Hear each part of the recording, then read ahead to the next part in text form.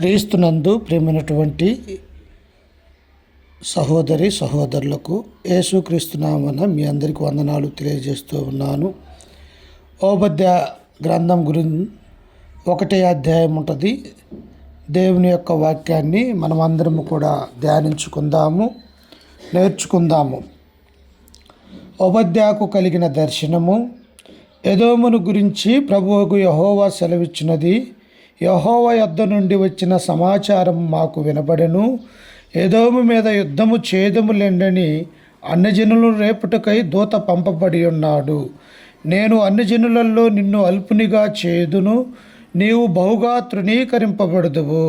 అత్యున్నతమైన పర్వతముల మీద ఆసీనుడవైయుండి కొండ సందులలో నివసించువాడా, నన్ను క్రిందకి పడద్రోయగలవాడెవడని అనుకునివాడా, నీ హృదయ గర్వపు చేత నీవు మోసపోతివి. పక్షిరాజు గూడంత ఎత్తును నివాసము చేసుకొని నక్షత్రములలో నీవు దాన్ని కట్టినను అచ్చటి నుండి నేను నిన్ను క్రింద పడవేతును. ఇదే యెహోవాకు. చోరులే గాని రాత్రి కన్నము వేయువారే గాని నీ మీదికి వచ్చిన ఎడల తమకు కావాల్సినంత మట్టుకు దోచుకుందురు గదా. ద్రాక్ష పండ్లను ఏరువారు నీ యొద్దకు వచ్చిన ఎడల పరిగ ఏరుకుని వారికి కొంత ఉండనిత్తురు కదా. నిన్ను చూడగా నీవు బొత్తిగా చెడిపోయి ఉన్నావు. ఏశావు సంతతి వారి సొమ్ము సోదా చూడబడును, వారు దాచిపెట్టిన ధనమంతియు పట్టబడును. నీతో సంధి చేసిన వారు నిన్ను తమ సరిహద్దు వరకు పంపివేయుదురు. నీతో సమాధానముగా ఉన్నవారు నిన్ను మోసపుచ్చి నీకు బలత్కారము చేయుదురు. వారు నీ అన్నము తిని నీ కొరకు ఉరియడ్డుదురు. ఎదోముకు వివేచన లేకపోయెను. ఆ దినమందు ఏశావు పర్వతములలో వివేచన లేకపోవునట్లు ఎదోములో నుండి జ్ఞానులను నాశనము చేతును. ఇదే యెహోవాకు. తేమాను, నీ బలాఢ్యులు విస్మయముందుదురు. అందువలన ఏశావు యొక్క పర్వత నివాసులందరూ హతులై నిర్మూలమగుదురు. నీ సహోదరులైన యాకోబు సంతతికి నీవు చేసిన బలత్కారమును బట్టి నీవు అవమానము నొందుదువు. ఇక ఎన్నటికీ లేకుండా నిర్మూలమగుదువు. నీవు పగవాడవై నిలిచిన దినమందు, పరదేశులు వారి ఆస్తిని పట్టుకుని పోయిన దినమందు, అన్యుల వారి గుమ్మములోకి చొరబడి యెరూషలేము మీద చీట్లు వేసిన దినమందు నీవును వారితో కలుసుకుంటివి కదా. నీ సహోదరుని శ్రమాను దినము చూచి నీవు మంద తగదు. యూదా వారి నాశన దినమున వారి స్థితిని చూసి నీవు సంతోషింపతగదు. నా జనుల ఆపద్దినమున నీవు వారి గుమ్మములోకి చొరబడతగదు. వారి ఆపద్దినమున నీవు సంతోషపడుచు వారి బాధను చూడతగదు.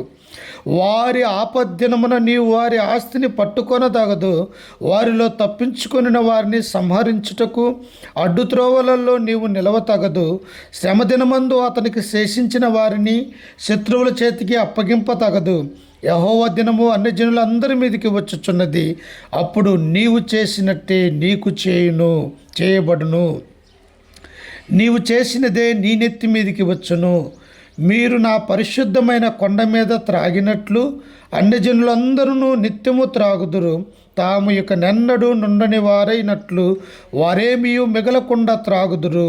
అయితే సియోను కొండ ప్రతిష్ఠిత మగును, తప్పించుకొనిన వారు దాని మీద నివసింతురు. యాకోబు సంతతి వారు తమ స్వాస్థ్యములకు స్వతంత్రించుకొందురు. మరియు యాకోబు సంతతి వారు అగ్నియు, ఏసేబు సంతతి వారు మంటయు అగుదురు. ఏశావు సంతతి వారు వారికి కొయ్యకాలుగా ఉందురు. ఏశావు సంతతి వారిలో ఎవడనూ తప్పించుకొనకుండా ఏసేపు సంతతి వారు వారిలో నుండి వారిని కాల్చుదురు.